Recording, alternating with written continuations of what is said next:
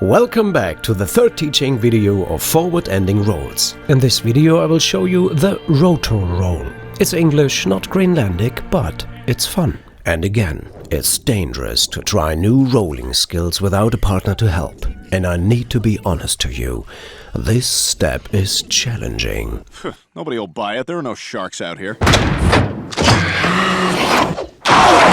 And that's why I'd recommend to have a spare pedal with you in case of losing your main pedal. To get familiar with the movement, I would recommend to use a pedal float or anything like that to get a little bit more time. You are recovering with the so-called pry. It means you push a flat pedal directly down into the water and recover with this movement. In the Paarlatsillugit and the Paarlatsillugit you have a very powerful pry. The fully extended pedal starts round about 30 degrees under the waterline and ends round about 20 degrees above. Whole 50 degrees and the full pedal length power. In the Roto Roll we have only half the pedal, and the pedal starts like 15 degrees above the waterline and ends with 40 degrees. Only half the way and half the pedal. How could this possibly work?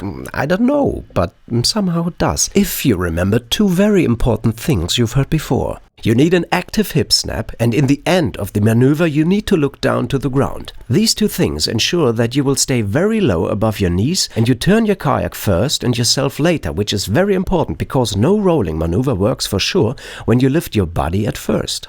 And when I learned the Roto Roll, I realized the important arm to activate the pry is the inner arm. That one which is closer to the kayak, and there seems to be a hidden power when I push the pedal not only into the water, but push it against the gunnel and the water.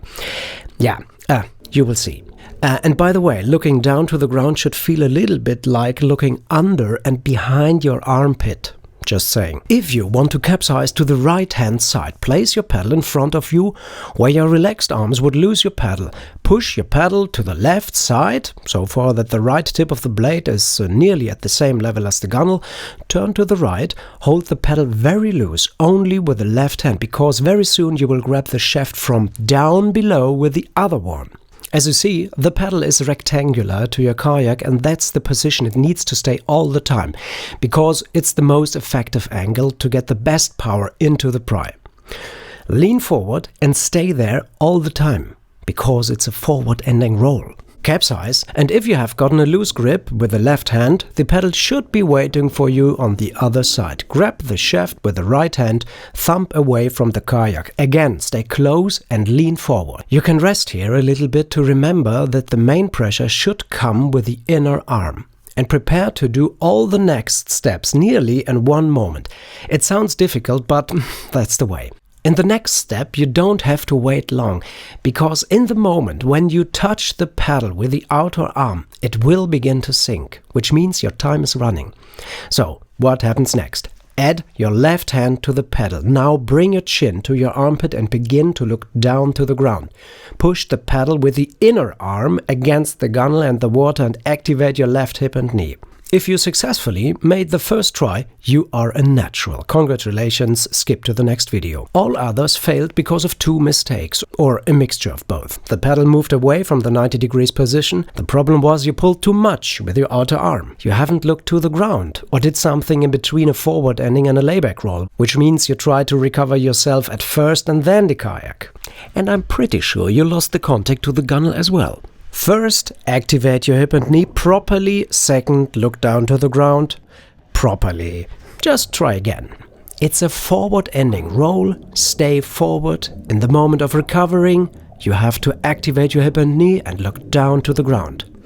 That's it. The other tricky part is not losing the pedal because you grabbed it too firmly. But just don't do it. If this is not solving your problem, try the 180-degree version first. Slip gently into the water.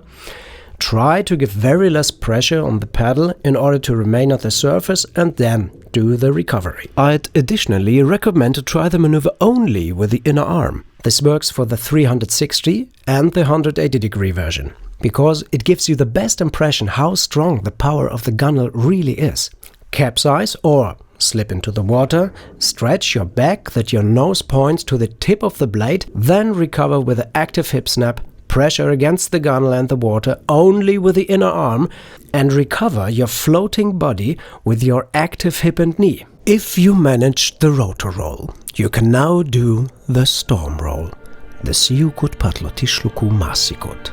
And the attentive spectator definitely realized that while I demonstrated the Roto Roll, I even demonstrated the 180-degree version of the Siukkut Pallortillugu Masikkut. Just skip back, roll back to 4 minutes 05, 4 minutes over. So the next video is going to get very, very short. See you next time.